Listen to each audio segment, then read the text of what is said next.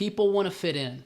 People want to be a part of a community. And I think that the more that we create that within our group or company or any company that's out there, I think that the better entrepreneur that you'll have.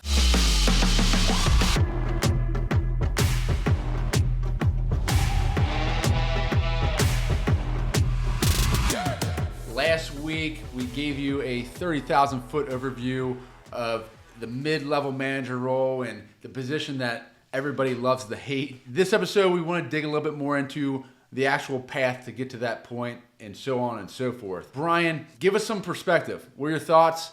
Entry-level, sales rep, fresh out of college. What's your path look like? Yeah, so I love it because I think we always hear that from new applicants or people that are in specific roles. Hell, within our company, right? They want a career path. And a lot of times that's more important than a lot of other things. There is a book that I do recommend for all listeners out there. It's called Leading from the Middle. It's by an author, Scott Mautz. He's a good friend of mine. He wrote a book. He has 25 years of managing experience at Procter & Gamble. It's on Amazon or Barnes & Noble, wherever you get your books. And in that book, he does a really good job of defining that career path and how to, when you start out at a company and what you're looking to get to. Within that book, he talks about being an intrapreneur versus an entrepreneur, right? And there are so many values to being an intrapreneur, right? You don't have to deal with the BS of starting a company or taking over a company or being the one person that everybody points fingers at when stuff goes wrong, right? At the same time, you can manage people, you can find a role within your organization that fulfills you, and especially if you align with the values of the company or the organization, you can, stink and have that position or that role for as long as you want. And I'll tell you this, man, every entrepreneur loves an intrapreneur. Yes. So, agreed. Yeah, I think that's, we talk about the mid-level management, some of the challenges that are out there, but I think there's a lot of advantages to that role.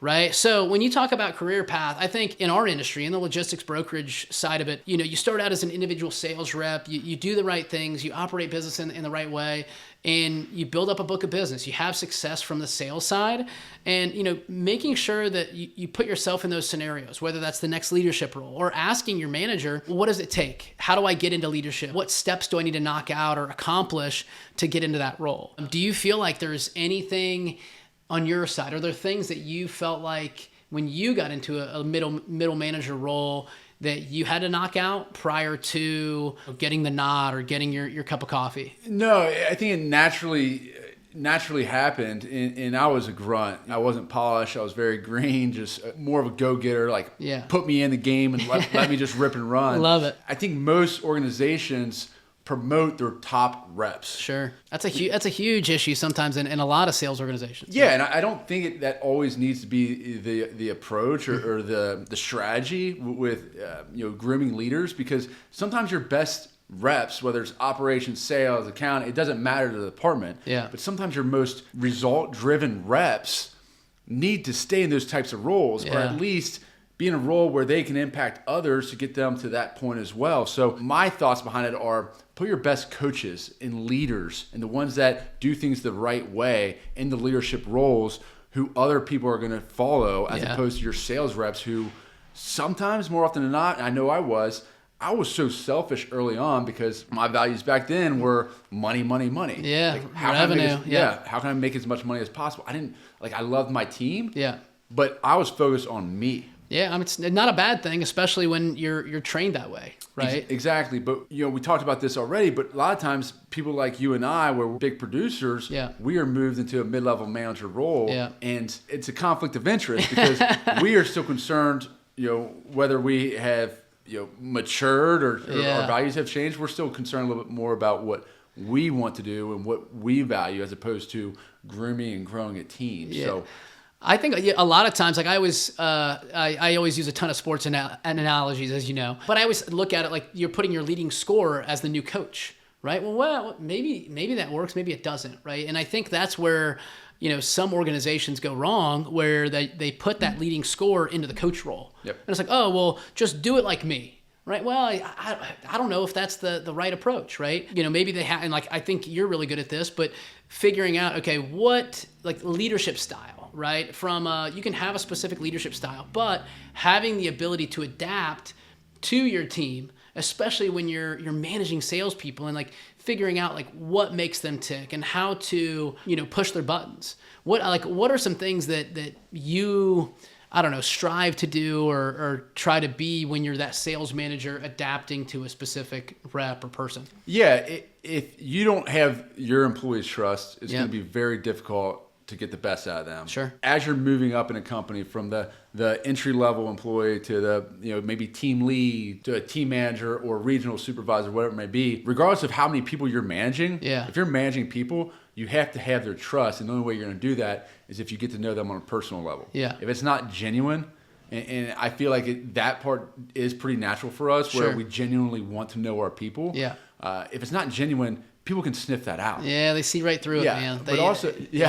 But if you're inconsistent too in the things that you say or do and your actions, if they're inconsistent and don't line up with a lot of the things that you say, you're going to lose people's trust really quickly. For sure. So main thing, like take some time to get to know your people on a personal level, because if you know them on a personal level, their family, their experiences, their previous roles, significant others, like hobbies, when you know them on a personal level, you can have a better understanding of what fuels their fire. Like, how do you get the most out of them? What's their burn, so to speak? Yeah. And from there, you can kind of tailor your management style to get the absolute best out of that person. I agree, man. I think it's, understanding when you have a vested interest, right? Correct. And you actually care, right? I think people, that's like, I know it's like somewhat of a buzzword, but like if you genuinely care about your people, they will run through a brick wall for you, right? And that's where I think a lot of, mid-level managers struggle is they try to blanket coach or they try to blanket manage. Like, hey, this is my leadership style. If you don't like it, see you later, right? And I don't think that works this day and age, right? Did it work 20, 30 years ago? Maybe. But I think this day and age, I feel like we have to be a little bit more adaptable to the people that we have on our team. And so I guess I'll spin it back to you, man. Like I have a manager, I have 10 people reporting to me. So you're telling me that I have to have 10 different styles for every single person? No, I think if your expectations are set and you have a goal, it doesn't really matter how you get there, but you have to get your team all on the same page, striving for the exact same goal. You just might have to, when it comes to like motivation and getting people on track, you might have to tweak your style a little bit, but be focused on the end result, know what motivates each individual and how to get the most out of them.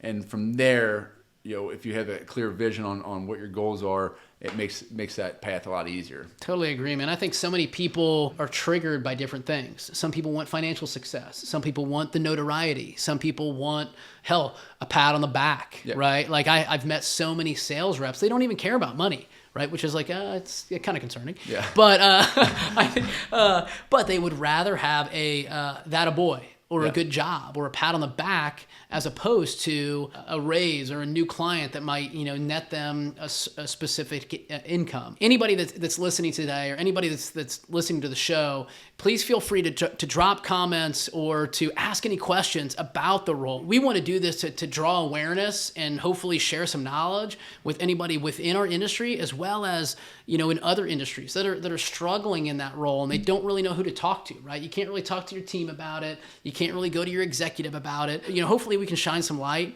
on those people that are dealing with some of those challenges. Brian, one thing you said earlier was how much you love Intrapreneurs. I want to bring it back to that because I do think that's important. We haven't spent enough time on that. What is it about Intrapreneurs? What are some of the characteristics that you love as an entrepreneur? Yeah, I think we've seen studies over time, it's biological, right? People want to fit in. People want to be a part of a community. And I think that the more that we create that within our group or company or any company that's out there, I think that the better entrepreneur that you'll have. And I think when you talk about characteristics, it's the people that are, willing to go to bat and they're willing to do all the things that you're asking out of any manager or leader or sales rep, right? They don't necessarily want to start their own company, but they're very happy working within a group that they feel like they're a big part of, right? And I think that, that sense of community or that sense of fitting in, that gives them more satisfaction than going out there and starting up their own business or company. I think that's great. And it's funny we talk about entrepreneurs. I think the entrepreneur role is the most glorified role, especially on Instagram. Well, everybody's an entrepreneur, man. I have never seen intrapreneur on someone's like Instagram description. Sure. It's always, I feel like everyone's an author and an entrepreneur. Right. But the intrapreneur, like, I have a ton of respect for them because so much, man. Because they're the biggest blessing for leaders at organizations. Yeah. People respect them. Yeah. They still are blazing their own trail. Right. They're natural leaders in an organization who take stuff off their supervisor's plate or leadership's plate and they own it. Yeah. Like, you know they're going to get it done because they have the history of getting it done. Yeah. So my brother's actually my brother Sean's at one of the largest asset-based companies in the U.S. And where's he at? Is he at Jamie Hunt? Yeah, but I have over the years watched him from managing a handful of drivers, and he continues to get promoted. Yeah. He just got another recent promotion. It's great. He's a prime example of an entrepreneur, and just knowing him personally, the guy is an absolute workhorse. Yeah.